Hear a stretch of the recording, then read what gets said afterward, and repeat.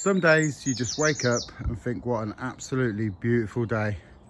The sun's out, the birds are singing, and you can't wait to get in the garden. So welcome to my tropical style garden transformation, the rebuild. Lots to do again today, so let's get on with it.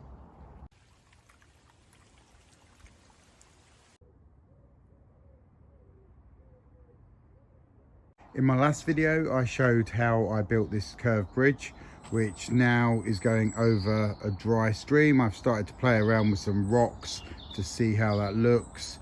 That will have gravel and stuff in these gaps, ground cover evergreen plants, plus various maybe perennials around there. Not totally sure yet, but I can start to see how it's going to work.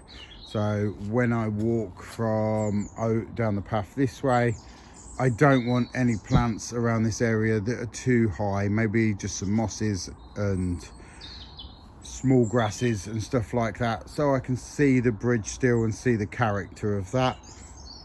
Then there will be rocks all the way around here, which is for the stream that's going to go around the back, and I'll make it look like there's a little waterfall there with gravel, but making sure that it retains any soil behind it, so the soil can't spill into what's going to be the pond going round. But it will look like that maybe if there'd been heavy rainfall, it could have come down there and ran over the side. I don't feel like I'm going to put water in it now, but once all the pond starts building, who knows, I may put a little jet of water over the top or change my mind. We'll see. I've also built this first part of the path, and I've gone for the same cobbles. Some of the older ones, which you can see that are darker, were lifted and reused. Some of the lighter ones I had from the original project and have been stored up in my cabin at the back there. That's why they look a bit lighter. But once I get it all jet washed and grouted, I think it should look fine. Ideally, I would have liked to have staggered the cobbles. So if you look at these, they are staggered like that. But the way the curve rounds, sometimes they straighten up, and as you can see, they've straightened here and they stagger, because as the curve goes round, the inside curve is smaller than the outside curve. And if I wanted to stagger these, then I would have wanted a full stone on the front step, and to stagger them I would have had to have put all small cuts in here. Then I would have had a full one again and a full one, then loads more cuts again, and it just would have looked, compared to all the other paths which are done completely in full sandstone cobbles, it would have looked like lots of small cuts and stuff in there, which I really didn't like the look of. I know that when I grout it and when it weathers, it will sort of tone it down. I would love to have staggered the joints a bit more, but it's the lesser of two evils, as they say. What I'm hoping to do later today is maybe get the edgings around the back, so I can start to hopefully lay them soon. I'm not sure how much sand I've got left here, and it's Sunday, so it's not really easy to go and pick some up, but I can get on with planting as well, and that's probably what I'd like to do today, because I'm a bit fed up of the hard landscaping and I'd like to try and get some of the plants in. So let's see where we go from here. Right, so despite it being a beautiful day, me being me, I totally forgot that we had plans all morning, so I didn't get as much done as what I hoped, but I have got to do some of the dry stream. So let's go and have a look at that and see what I've been doing. Okay, so the rocks are in, the pebbles are in, and then some of the planting as well around this area. This isn't the order I would normally do this. Obviously you'd build the pond and then work from there and fill all these gaps in before, but I'm a long way off the pond and I wanted to get an idea of how the whole thing was going to look, so I've made this bit already. Obviously the front isn't done yet, because that's going to be the edge of the pond going round there.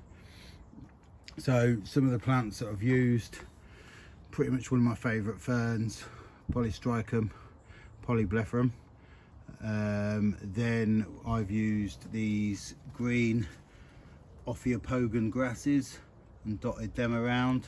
So all these plants in here are pretty much evergreen. I had a purple heuchera that's been sat in a pot for ages with nowhere to go, so I thought that would really go well with the pebbles and the plants around it. Here we have a variegated Pachysandra terminalis, and that will just sort of keep creeping around and slowly spread over that area. And then going back here, I have only temporary sort of put these in the area they're going to be, because when I put the pond liner in, obviously this has got to be dug out a hell of a lot more yet, but when I put the pond liner in, I don't want plants all along the edge, if I can help it. That's going to make it harder to stone up and stuff like that. But we can have a look at some of the plants that are going in this area while I'm at it.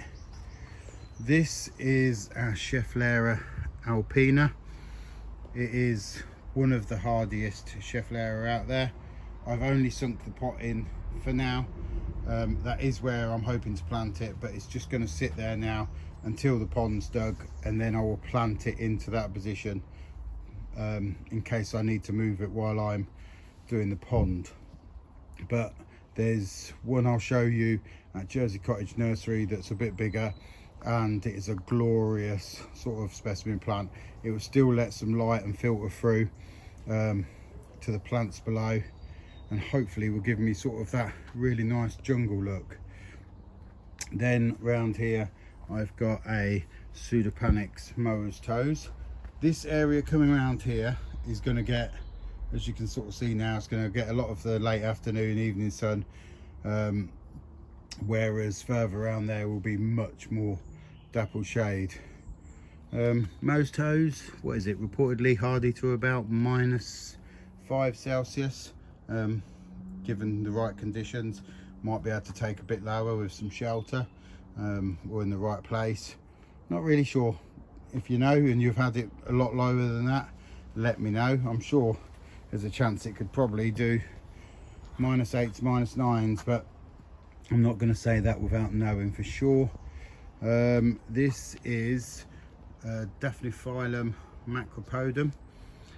The new growth on this is a beautiful sort of limey green colour, and then we've got these sort of pinky burgundy bits that are going to tie in with the other colours and the burgundies around it. That's going to fill that whole area as a hardy evergreen shrub. I probably will move that further forward once the rocks go in. But yeah, I think that will look pretty much, when I said I was going to do this dry stream, I was going to do it like a bog garden and put Regersias and hostas in. But then I thought for 6-7 months of the year, it's going to look dead. The trouble with hostas in a tropical garden is a lot of the time your garden looks at its best in October, and that's when, which is at the end of the season, but that's when hostas are starting to die off and go a bit yellow. So if it's like a bit of a focal point area, I'm a little bit less inclined to maybe use hostas in this area, and I might just have them hanging over the stream in a less noticeable part. Also the Regersias will die off, and then I'm going to have a dead area. I'm going to use them, but more round, hanging over the water in further places, maybe around here.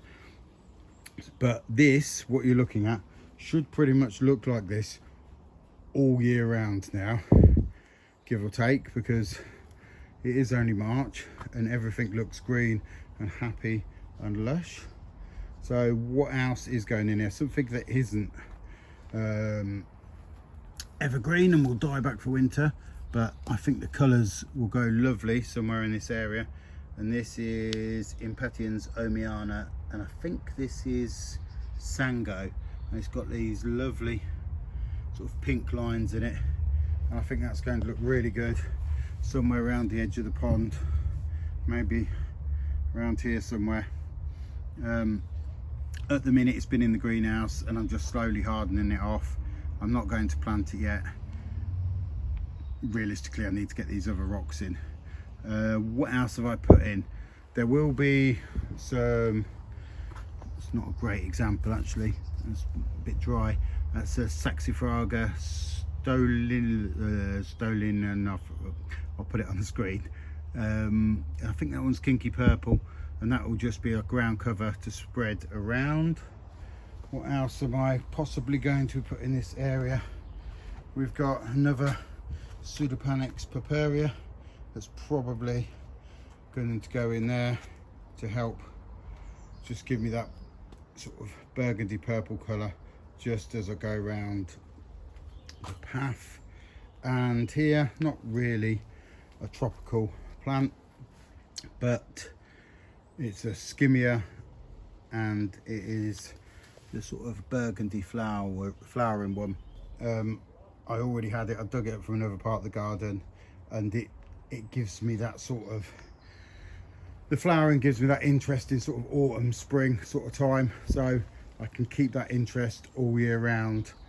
I was going to start planting up all this side, but realistically until I get the back bit of path finished and I get it all grouted, I don't really want to be putting any grasses or stuff that's going to overhang the cobbles until that's done. But I'm one little step closer, and I can sort of visualize what the pond is going to sort of look like. It will be using these rocks, and obviously it will be underwater, most of it, and I can get an idea of what's going to happen. And then that will go all the way around there to the back, into the back part of the pond, and I've just fell down the step, and into the lawn area. So I'm going to leave it at that. The video was meant to be a lot longer, or show a lot more information, because I thought I was going to get loads planted up today, but life gets in the way, as they say. Right, thank you very much for watching. Please leave any comments, any ideas, anything like that. Don't forget to subscribe if you haven't yet. There's going to be, by the looks of it, lots more parts to this series yet, because I've got a lot more to do yet. Thank you very much, and I'll see you next time.